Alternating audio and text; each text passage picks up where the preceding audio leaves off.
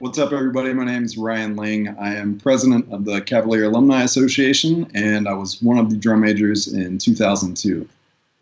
Hi, everyone. I'm Brandon Barrometti. I'm the vice president of the Cavalier Alumni Association, and I marched in the Corps from 1999 to 2002 and was also one of the drum majors in the 2002 Corps. So you and I go way back. We went to college together. We lived very close to each other. Obviously spent a lot of time in the drum corps together, but what are some of your favorite memories of 2002? I think just as I think back to the whole summer and the whole experience, just that felt to me like the tightest brotherhood of corps that we marched in, and I feel like we really created a great culture for the drum corps that I think continued for many years after that. Yeah, I mean, for me, my older brother marched, 94 through 96, and when you and I began marching as new guys, a lot of those guys were still in the Corps. So 2002 to me always felt like the combination of everything we were taught and all the leadership that we followed. I don't think those drum corps get enough of the credit for kind of creating that culture that we carried on, and it really didn't launch the drum corps into the 2000s, which there's so many shows outside of '02 that I'm jealous I didn't march. Absolutely. And I mean, that drum corps, we were pretty blessed with having a very veteran drum corps that summer. Probably the oldest drum corps that we marched with. Awesome design. A staff that had been around for a long time and kind of had built a program visually and musically that was just top notch. It really was like the perfect situation for creating what a lot of people, and myself included, feel is kind of the perfect show.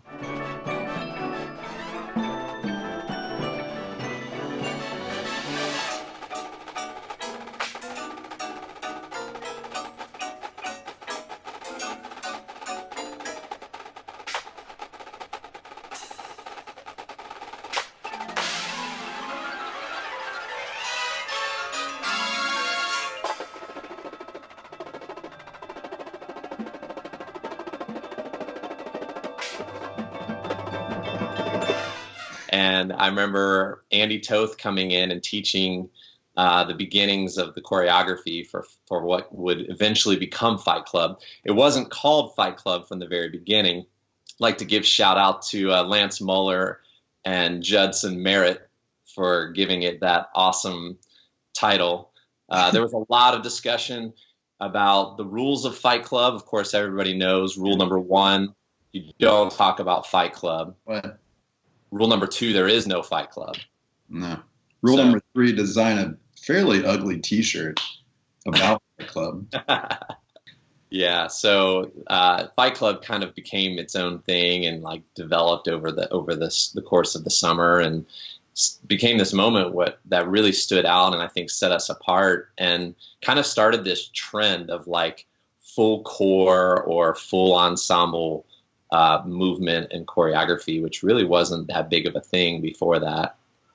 Definitely not. I mean, you and I looked at each other and said, I'm glad we're not doing that.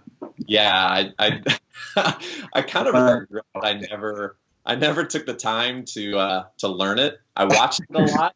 I don't think I could ever find myself being comfortable enough to learn it. I did feel empowered, though, on finals night to kind of move and sway a little bit, which was about the most that you'll ever get out of me. So. Yeah, you definitely had a lot of flavor there. It got spicy on that podium. The staff was always trying to encourage me to move it and shake a little bit, so I tried to give them a little something at the end. You're no Tommy Allen.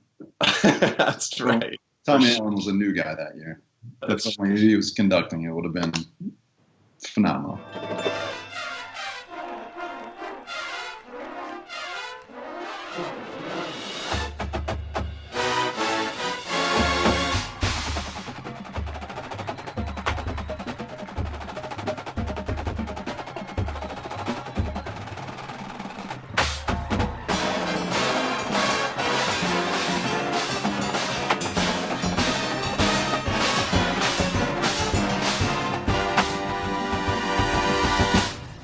and you said it. I mean, that staff and that design team had been together forever, and you can kind of see that now in the drum corps. I mean, brass staff's been together. The visual team's been together a couple summers now, so you can kind of see everybody gelling. The design team all knows each other intimately well, so that's what I love.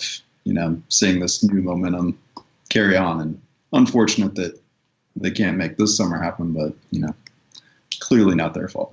Well, that's why we're doing this, is just to keep that momentum going and try to keep things relevant and keep the core on the top of everyone's mind through this summer and into next summer.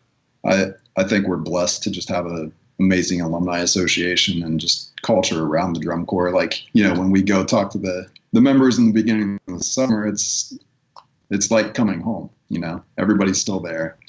It's the best. It definitely had that feeling of being home every time we were around the corps the past couple of years. And we talked a lot when we were marching about how great it is to be a Cavalier, but that doesn't end when you age out. I mean, being an alumni of the Cavaliers is probably one of the greatest things about my life, for sure. Just the fact that I feel so connected to all those people, and it feels really great to come back and to give back.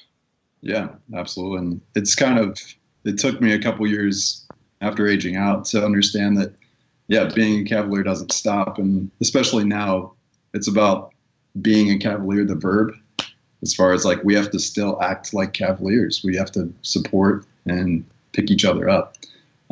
It's not just about like relishing in the glory days. It's easy to do. We had a lot of them. We did have a lot of them, yes. But no, I mean, it's just, I think about that summer a lot as it's now spring and starting to warm up. I mean, the friendships we made, the great memories. We had 11 free days that summer, by the way.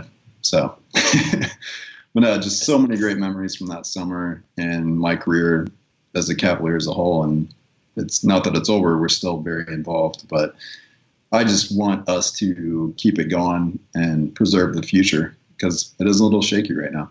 So that's why we're asking you to contribute to our Stimulus-72 plan to help ensure that our 72nd year helps lead into our 73rd, 74th, and beyond.